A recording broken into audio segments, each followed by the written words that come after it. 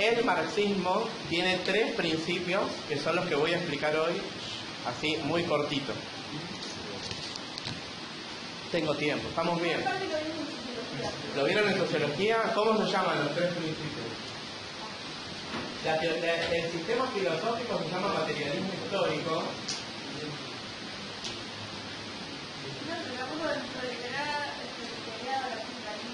Bien, eso.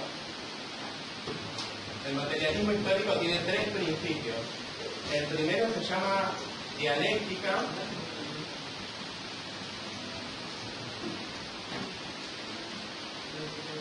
El segundo se llama alienación. El tercero se llama trabajo. Dialéctica, alienación y trabajo son los 3 principios que hay que saber sobre el marxismo.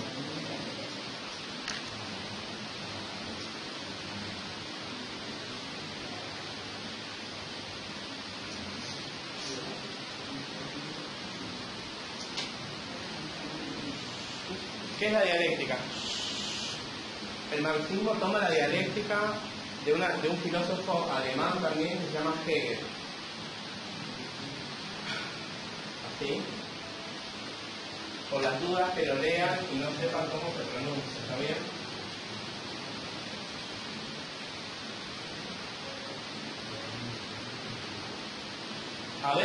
A veces, y les cuento esto porque es algo que me lo replanteo muchas veces, de si realmente se le explica a los estudiantes todo, o a veces se les da por supuesto que saben algunas cosas y nadie se encarga de explicárselas.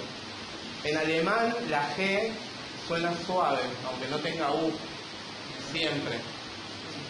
Así que este autor es Hegel. Hegel decía que la vida es un constante conflicto entre cosas que se chocan, decía Hegel.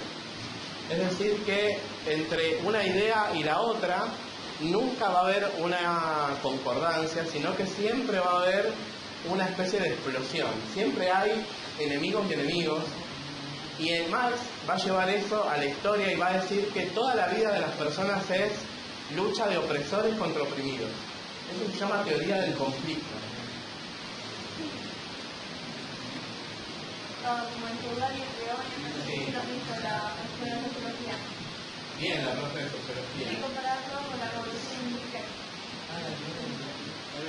Él decía que desde la antigüedad había esclavos y patricios. ¿Qué? ¿Vas afuera? Decía que había esclavos y patricios, decía que había siervos y señores, decía que había patrones y empleados. Y la filosofía de Hegel en Marx siempre llevaba las relaciones sociales a conflictos. Por lo tanto, en este salón también para Marx hay dialéctica. Sí, vinieron a buscar la de Fan. ¿Puede bajar la escalera? Si no, lo tiramos por acá. Una manera más rápida de llegar, aunque... No te tires. Sebas, sí. Yo no. Vamos a... Tengo miedo de... No.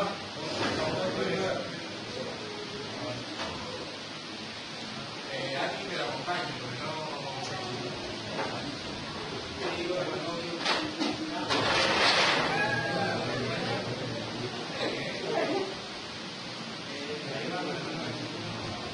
Si te tiras de espalda, hay una probabilidad de que mueras en un incidente.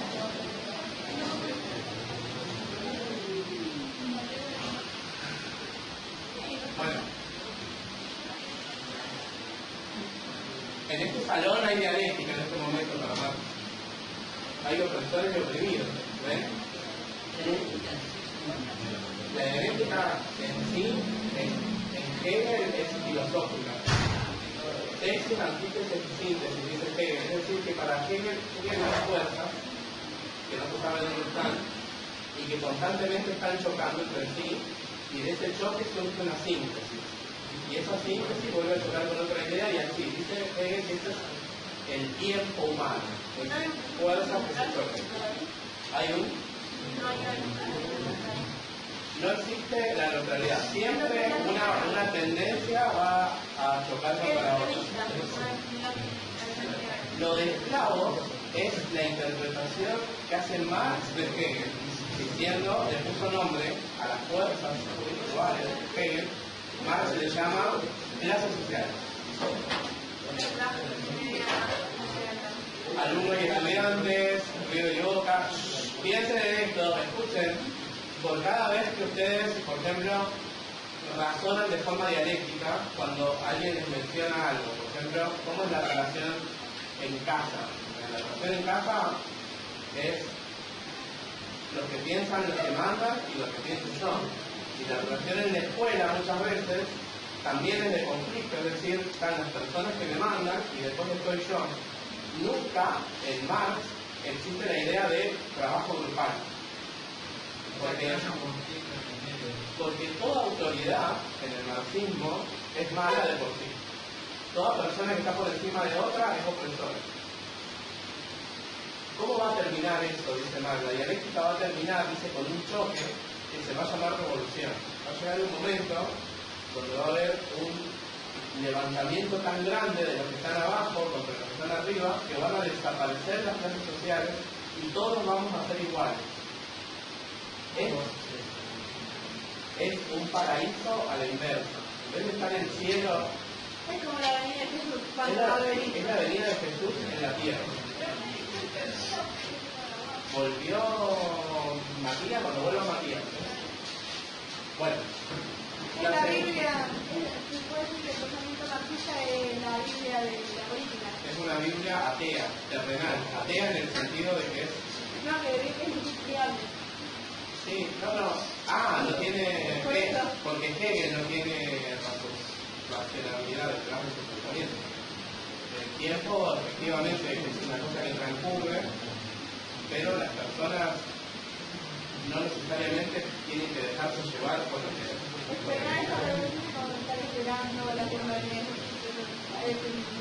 Marx decía que la revolución iba a llegar sola y después hay una vertiente marxista que dijo que como no llegaba había que apurarla por las armas. Entonces ya vamos a ver cómo... Marx decía que la revolución iba a llegar sola por el solo hecho de que los obreros en la última fase del capitalismo, los obreros mismos iban a llevar a la revolución. Pasaron 100 años y no pasó. Apareció una variante del marxismo que decía que había que apurar la revolución de alguna manera. Bueno, la primera vía fue militar, es el comunismo del siglo XX. Cuba es una versión del marxismo en la segunda etapa de que hay que apurar la revolución por medio de las armas. Che Guevara es marxista de la segunda etapa. ¿Qué pensaba Che Guevara? Que la revolución sola no iba a llegar. Entonces había que dejar todo y tomar el camino de las armas para apurar la llegada de la revolución. La revolución será por medio del conflicto, pero va a ser tan grande el choque que van a desaparecer las clases. Después hay una vertiente de la revolución que dice que no va a llegar por las armas, va a llegar por la reforma de la cultura. Eso se llama marxismo cultural. Es una contestación porque se dieron cuenta de que la guerra nos estaba llevando a la destrucción del medio mundo. Estamos hablando de la época de Hitler. Pero la guerra económica se entiende, pero es cultural. Cultural. ¿Cómo se llama? El marxismo considera a la sociedad como una casa y él habla de estructura y superestructura. El piso de la casa o las paredes de la casa es lo que yo tengo que destruir. Eso se llama estructura, eso es la economía. Y la superestructura es el techo, los muebles, la gente que vive adentro. El marxismo militar dice que hay que poner una bomba y tirar las paredes. Y el marxismo cultural dice que no es necesario, es suficiente con que yo cambie el techo, las paredes, es decir, la educación, la cultura, la música que escuchan. El marxismo actual es cultural.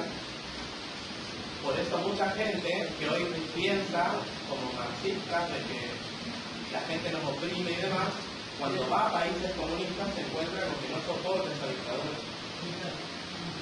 Mucha gente piensa que es cool, porque el marxismo cultural es cool, es progre, Pero cuando van a China y te meten preso y te fusilan, ya deja de ser divertido. O cuando van y te dicen, se enteran de que vas a tener un niño que es mujer, y ya no es tan divertido el marxismo. El marxismo en la práctica es represor. Pero el marxismo cultural vende la idea de que en realidad son ideas que nos llevan por buen sendero. ¿Qué es alienación? Alienación significa que toda dependencia en Marx es mala. Toda autoridad, toda persona que está por encima de mí es represor. De ahí viene la idea que tiene el marxismo con los represores. Todo el polo obrero, el movimiento hacia el socialismo, tiene todo un tema con el represor, el dictador. ¿Quién es la persona represora? Bueno, la persona represora en un gobierno militar es la persona que manda a encarcelar al enemigo político. Pero el marxismo lo traslada eso a cualquier tipo de relación. Entonces, si yo te digo portate bien, eso es represor, porque estoy de alguna manera haciendo valer mi fuerza sobre la otra clase social.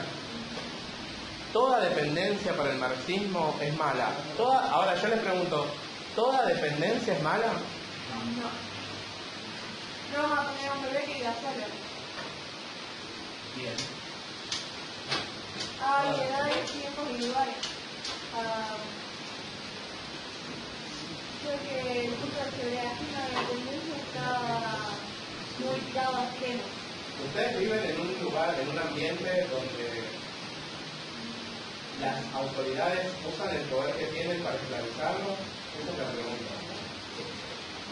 Eso es lo que plantea el marxismo. Toda autoridad se ríe, porque la respuesta seguramente no nos vamos a hacer. Escuchame, no sé qué idea se te viene. ¿Qué te viene? ¿Cómo agarrar? Escuchar. Claro, en el marxismo, todos los sistemas donde hay relación de mando y obediencia, hay opresores y oprimidos. Sin embargo, en la práctica, ustedes ven que viven en lugares y en ambientes donde incluso hasta las autoridades están al servicio del bien de ustedes. Cualquier tipo de opresión.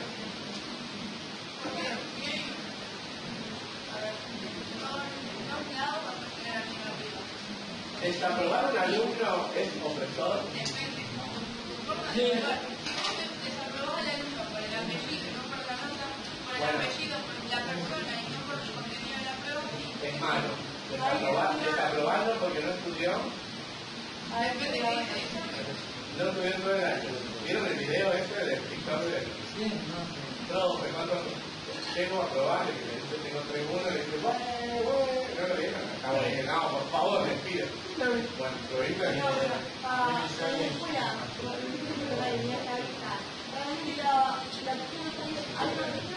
Para que está por la escuela, pero no sería de la escuela, cuando tus actividades no son las mismas que la escuela.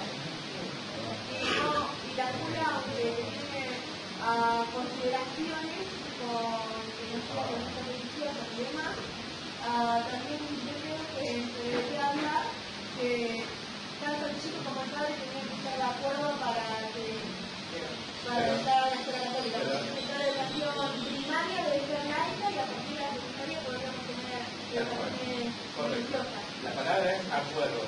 Ahí está la cuestión. Para el marxismo no hay acuerdo. La única forma de que haya una cuestión religiosa es que le dan cuando es chico no tiene suficiente tratamiento religioso. Perfecto. Este tipo de acuerdo en la teoría del conflicto no existe. Toda alienación es mala. Entonces ustedes, por el solo hecho de depender de su empleador o depender de sus padres, están alineados para el marxismo. ¿Cuál es la cuestión? La cuestión acá es la teoría del bien común. La teoría del bien común nos enseña que todas las agrupaciones humanas pueden convivir cuando están supeditadas a un bien general. Entonces, tener una empresa, tener un kiosco con empleados, puede llegar a ser una comunidad. No necesariamente todos tienen que estar en conflicto. Eso es lo que el marxismo no entiende. El tercer medio es el trabajo y termina. Ya termina. Para Marx, ¿Se acuerdan el nombre del primer filósofo del cual toma él la idea de la teoría del conflicto, de que todo es problema entre una clase y la otra? Está en el pizarrón. Hegel, con azul. ¿Cómo? Hegel, bien. Ok, ahí te salió medio tercer rayo. Con lo anterior, ¿vos no querés que hablar sobre el bien común y también sobre los actos que sean algo por obligación o porque lo sentías? Sí, otro alemán. Y de origen también. Sí. ¿No lo vamos a nombrar? Bien. Con respecto al trabajo, Marx toma otro filósofo que este es súper divertido porque tiene un nombre que es casi impronunciable, pero lo tienen que nombrar como Feuerbach.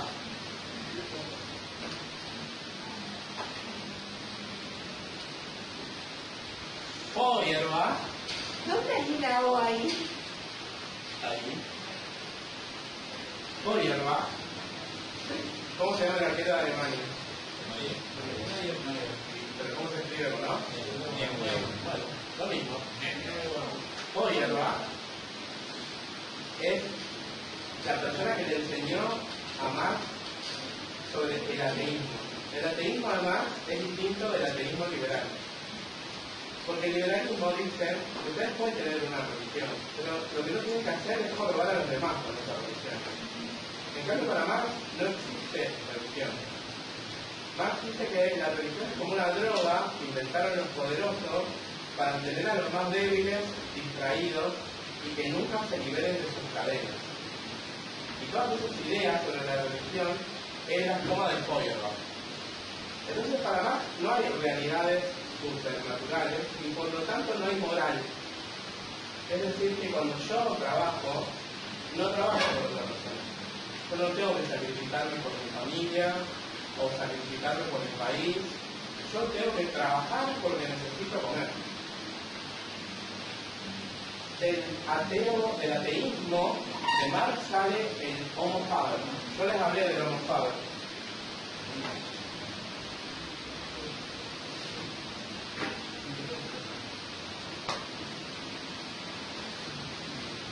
El Homo Faber es el hombre que hace.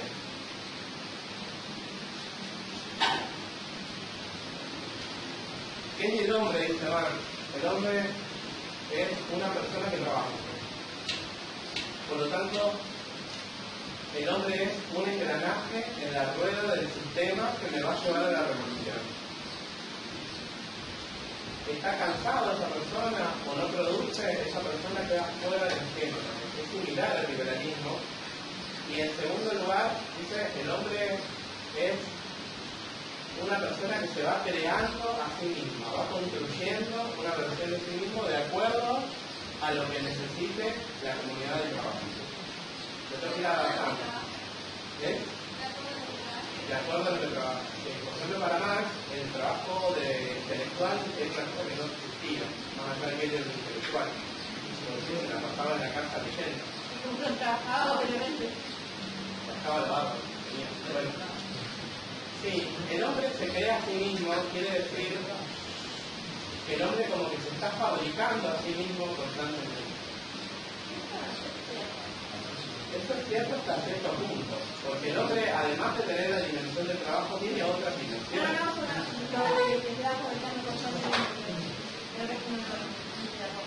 Sí, ahí ya la filosofía superó la idea. ¿Ustedes son la misma persona que eran cuando nacieron? En esencia, sí. ¿Cómo en esencia? ¿Vos viste la foto? ¿Estas fotos son las mismas personas que están acá en este momento?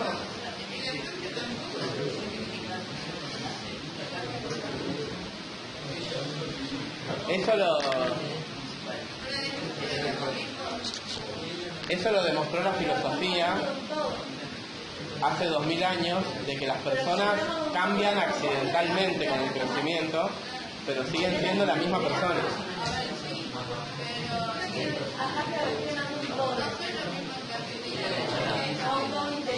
¿Lo qué?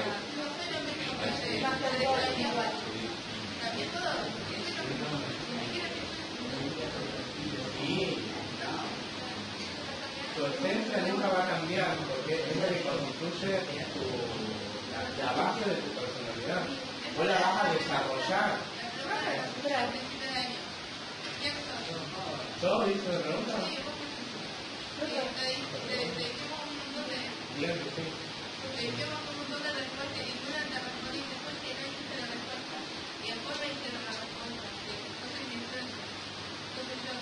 ¿Yo hice esta clase? Gracias por recordarme, la verdad que no me acordaba.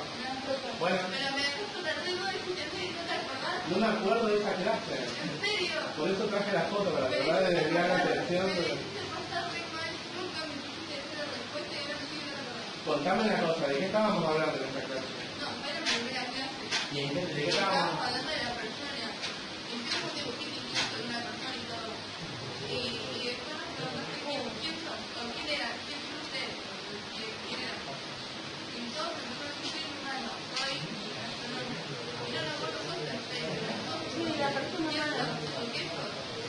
La dos dimensiones, la verdad y la espiritual. Vamos a hacer una pregunta de esto, hablamos sobre un todo espiritual o un todo intelectual. ¿En quién? Ahora mismo, estamos hablando de un todo espiritual o de un todo... Esa pregunta es la misma respuesta que le tendría que haber dado el profesor a Camila. ¿Quién sos, Cami? Sos una sustancia individual de natura racional. Unidad biopsicosocial. Bueno, eso sos, una persona. Sustancia individual de naturaleza racional, que es lo que te distingue de otros seres de la naturaleza. Individual, única y irrepetible. Sos vos, no hay nadie como vos. Frase de tu próximo disco, ¿ok? Y eso va, por más que el accidente de la persona, que es su crecimiento, sus arrugas o su barba, vaya cambiándolo, esa persona sigue siendo la misma persona. ¿Cuántos hiciste? Bueno, escuchen, la persona... Pero en algo la cambia, porque espiritualmente puede avanzar. Sí, puede haber un perfeccionamiento. Nosotros no somos piagetistas en filosofía aristotélica. Puede haber un perfeccionamiento de la persona, por ejemplo en su vocabulario, porque cuando somos niños no hablamos igual que como cuando somos grandes. Perfeccionar. Escuchen, el hombre solo tiene necesidades materiales, es la concepción marxista del trabajo. No hay, por ejemplo, una necesidad de mejorar, como decís vos, en el estudio o de perfeccionar que no tenga un objetivo material.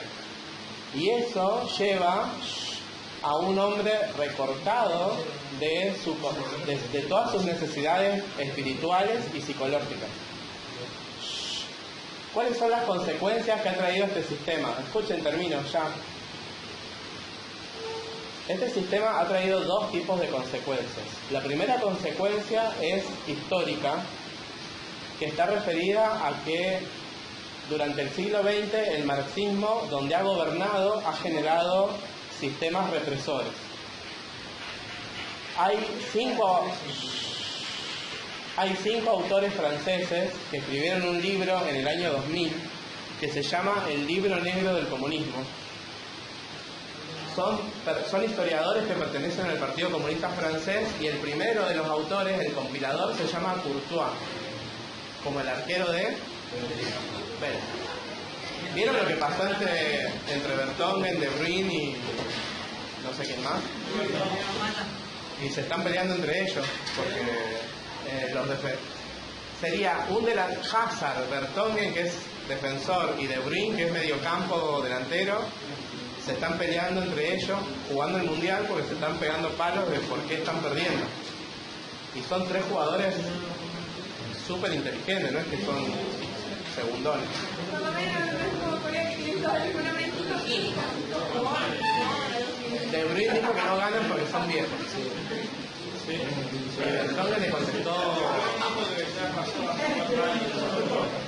Sí, pero en el medio es como que está tocando a compañeros de él. Escuchen, termino.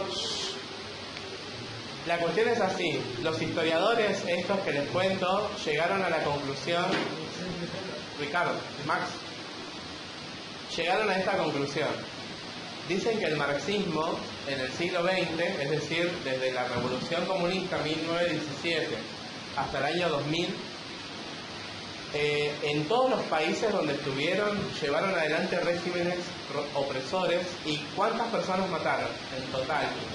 Ellos sacaron una cuenta y llegaron a la conclusión de que en todos los países donde estuvieron, en Europa, en Asia, en América, mataron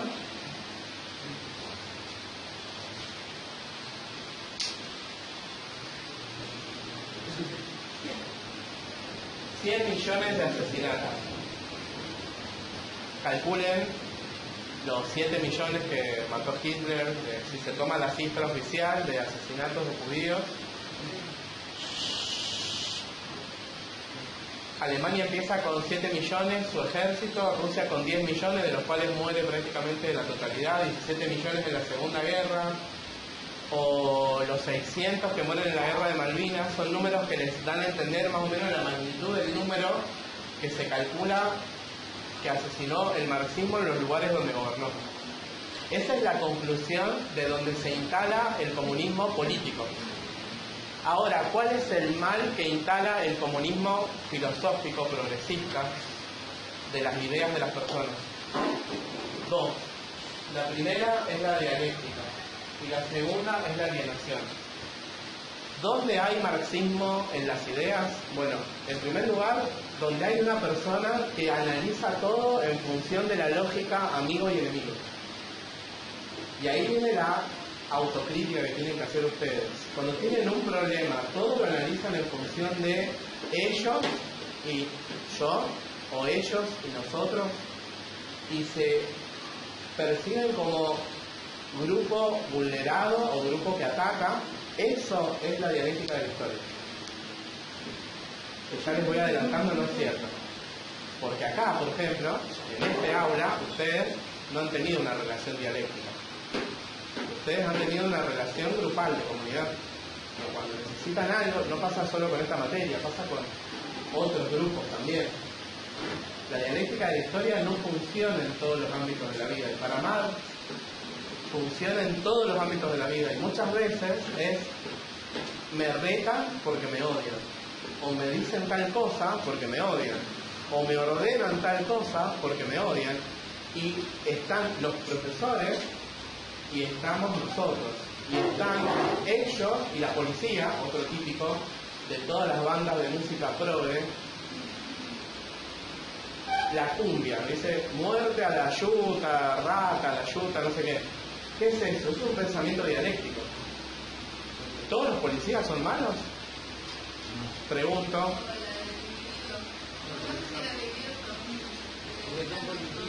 ¿Por el hecho de ser policías son malos?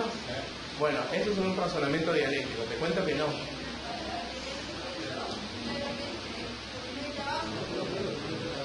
Claro, están trabajando mucho, pero aunque quisieran, ¿no hay una vocación de ser militar, por ejemplo, policía?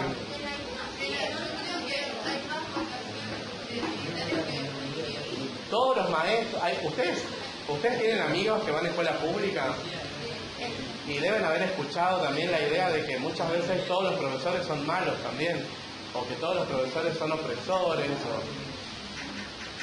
Bueno, ¿se escucha más en la escuela privada? Yo lo escucho más en escuelas públicas, donde muchas veces el profesor ni siquiera puede hablar. Bueno.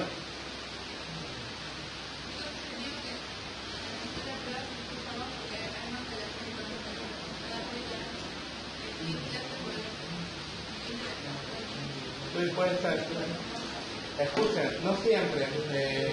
He escuchado muchas veces, existe la posibilidad del diálogo, pero el ambiente también te permite que, así como vos puedas dialogar, del otro lado del punto están tirándose con la silla, y no siempre son lugares donde se pueda conversar. Bueno, escuchen esto. Hemos explicado así muy rápidamente las dos ideologías dominantes donde ustedes van a vivir, donde viven actualmente. el liberalismo y el marxismo, muy por encima. ¿Cuál es la respuesta? A las dos ideologías hay que tratar de destruirlas en la práctica. Es decir que a medida que ustedes empiezan a estudiar, a medida que ustedes funden su propio negocio o empiecen con su propio emprendimiento, hay que evitar ser liberal o hay que evitar ser marxista, porque las dos teorías generan injusticia a la larga. Ciertamente no hay que volverse una persona que con su conducta permita todos los males del liberalismo, pero tampoco hay que caer en los extremos del marxismo de pensar que todas las religiones son malas o que todas las personas que están por encima de mí son malas en cuanto a la dependencia, o que todo es conflicto y nada se puede solucionar. No hay. Lo otro que hay es ustedes. Ustedes mañana. Cuando pongas tu negocio, cuando vayas a la facultad. ¿Qué? No hay. ¿Se podría considerar, por ejemplo, un pensamiento anarquista filosófico? Se puede considerar que seas vos. No hay un autor que se llama Federico Ibarguren, ya murió. Federico Ibarguren dice: la historia es una reacción existencial. Es decir, ustedes van a escribir la historia. No hay recetas. Entonces, ¿qué van a hacer? Es la pregunta.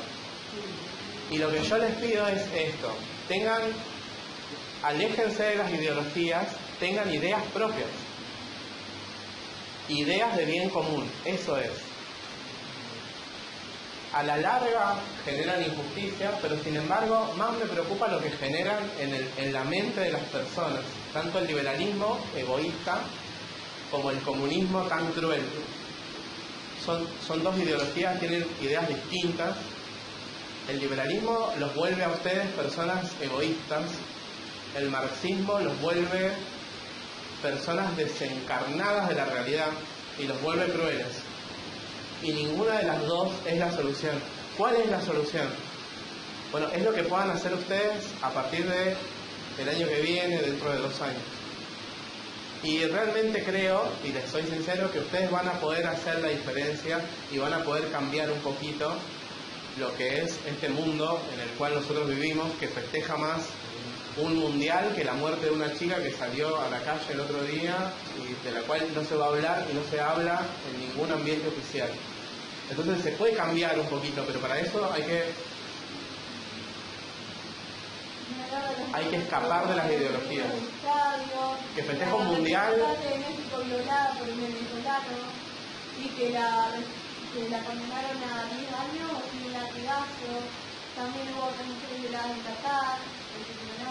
Sí, hay algo que les quería contar, que es que el comunismo usa todas las minorías, esto es histórico, minorías, por ejemplo, indígenas, pobres, usa las minorías con objetivo político. Es decir, que cada vez que ustedes vean un partido comunista que defiende una minoría, puede ser el lobby LGTB también, LGTBQ+, el comunismo no lo defiende, lo usa. Es decir, que en los lugares donde ha llegado el poder, esas minorías han sido oprimidas por el comunismo. El comunismo no defiende, usa. ¿Cuál es el objetivo de la revolución? Bueno, chiquilines, terminó el capitalismo, obviamente. ¿Escucharon esa frase? Dame tus lágrimas, que voy a hacer, no me queda nada más. Capitalismo, no me queda nada más. Dame tus lágrimas, que con eso voy a hacer gaseosas. Voy a convertir lo último que te queda en algo que se pueda vender. Dame 5 segundos sobre tu sexualidad que la pongo en una película de Disney que le voy a comentar. Es una cabezón de la roca de Chile. Voy a explotar toda la intimidad de la persona humana, su sexualidad, sus miedos, y lo voy a convertir en dinero. Bueno, chicos, terminó la materia. Vamos a hacer las exposiciones. Pero Máximo levantó la mano. ¿No levantaste la mano? Decía el versículo de la Biblia. Jesús dijo: dame agua para romperse el vino. Mateo 21, versículo 14. ¿Ahí termina? Dame agua que yo la doy la palabra. Alguien me contó un Twitter que decía que salió una foto de Messi comiendo un asado, una cosa así, ok, bueno. Está bien, para terminar está bien.